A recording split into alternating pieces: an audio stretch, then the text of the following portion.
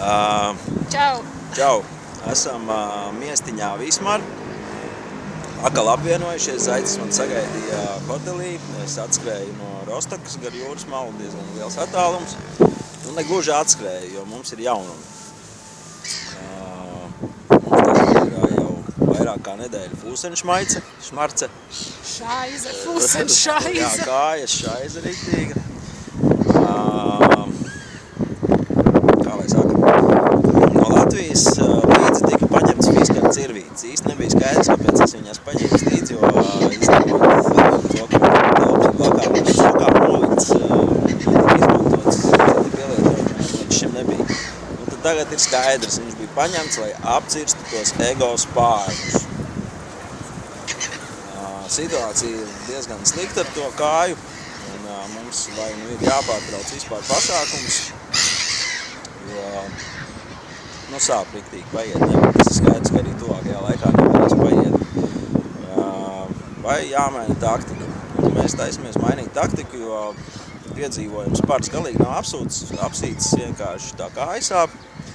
Attiecīgi tas, ko mēs patreiz esam izdarījuši, aizmugurē mēs varam redzēt mūsu jauniegādājumu 90 eiro. Šodien izbrienot no prikšņiem un pēdot brokastis, es uzgāju lietotu velo tirgotavu un nopirku Zaicim riteni par 90 eiro.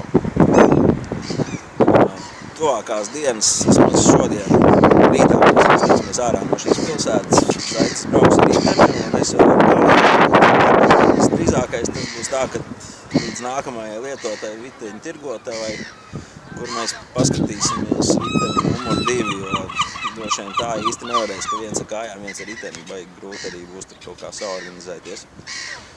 Tā kā Bet ar riteni galīgi nav viegli braukt, nedomājiet, ka tas ir tā. Tas gan, jā, jo es viņu nopirku kaut kāds 20 km no šejienes to riteni, un, ja godīgi, kamēr es atminos līdz šejienei, viegli tas nebija, jo ejot ar kājām likās, ka Vācijas veloceliņi ir taisni un pretīgi un gludi, tā nav, viņi ir pauguraini. Un ko es varu teikt? Man nepatīk braukt leju pa kalnu. Jo tas ir pilnīgi skaidrs, ka būs jāminās augšā. To es jau esmu izbaudījis.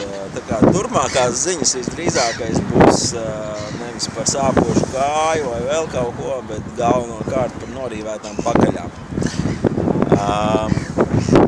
Ko vēl gribās teikt?